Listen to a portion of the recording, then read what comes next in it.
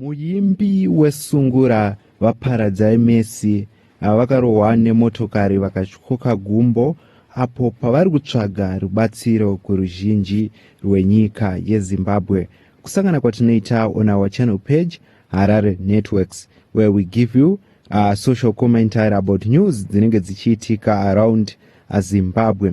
Zuva ranhasi tauya tikabata nhau yavaparadza Messi vanova vanotungamira chikwata chenjerama boys pakuimba mhanzi yesungura, avo vari kutsanangura kunzi vakatsikwa nemotokari vakatyoka gumbo, apo zvaziviswa kuruzhinji rwenyika yeZimbabwe kuchibva mashoko ari kunzi ari kubva kumwana wavo apo pachiziviswa kunzi chakaitika chiitiko ichi uri musi weSaturday ndipo pakaitika chiitiko ichi. Asi ivo mukutsanangura kwavo vari kuti vakazongoona vapasi, asi vakurikevha mbichana asi vari kutsvaga rubatsiro kuti vakwanise kuwana zvikwanisiro pamwe chete nemishonga yekuti varapwe kuchipatara.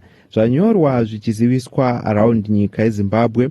According to news, Sungura musician Paradzai Messi is currently recovering after being involved in a hit and run accident over the weekend.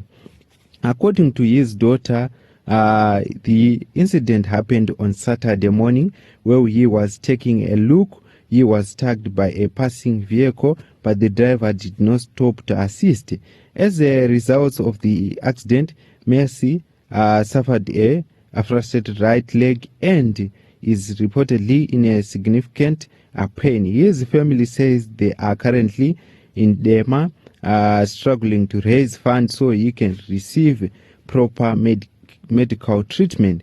This unfortunate incident has raised concern about among fans and members of the music community, many of whom are now calling for support and accountability.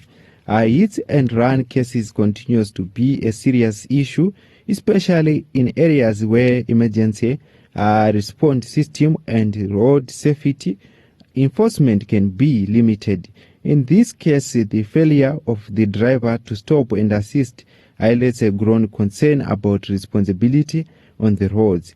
For as well a figure like Paradzai Messi, the impact goes beyond personal injury. It also affects his career, performance, and livelihoods. Sungura music remains an important part of Zimbabweans' culture identity, and artists like Messi play a key role in keep that tradition alive. This situation also brings attention to the broader challenges many families face when dealing with the medical emergency, particularly when immediate financial resources are not available. As the story develops, fans and well-wishers hope for his quick recovery, while also urging anyone with information about the incident to come forward. Ndona dziri kutaurika ndo mashoko ari kubuda pamusoro paParadzai Messi. So vari kunzi vari kutsvagawo rubatsiro kuti vakwanise kurapwa pachiitiko chavo mushure mekunge vari kunzi vakatyoka gumbo. So vanhu voti ndo Zimbabwe yatogara tichinzi dzokai yakanaka iyo yekuti almost everyone need a donation to get a medical treatment. Vamwewo vachitaurawo mashoko akasiyana-siyana vachiti every day munhu one anongoda help kuvanhu vamwe vachabetserwa rini. So ndo mashoko ari kutaurwawo neveruzhinji vachitaurawo pana vaparadzai Messi. Sezvo vaparadzai Messi vakamubatsirwa namudiwa, asi apa vari kukumbira ruzhinji rwenyika yeZimbabwe ruvabatsire. Ndidzo dzimwe news dzatanga tikabata pana paYouTube channel yenyu Harare Networks, where we give you a social commentary news dzinenge dzichiitika around Zimbabwe. If you are new here, kindly support us nekusubscribe our YouTube channel.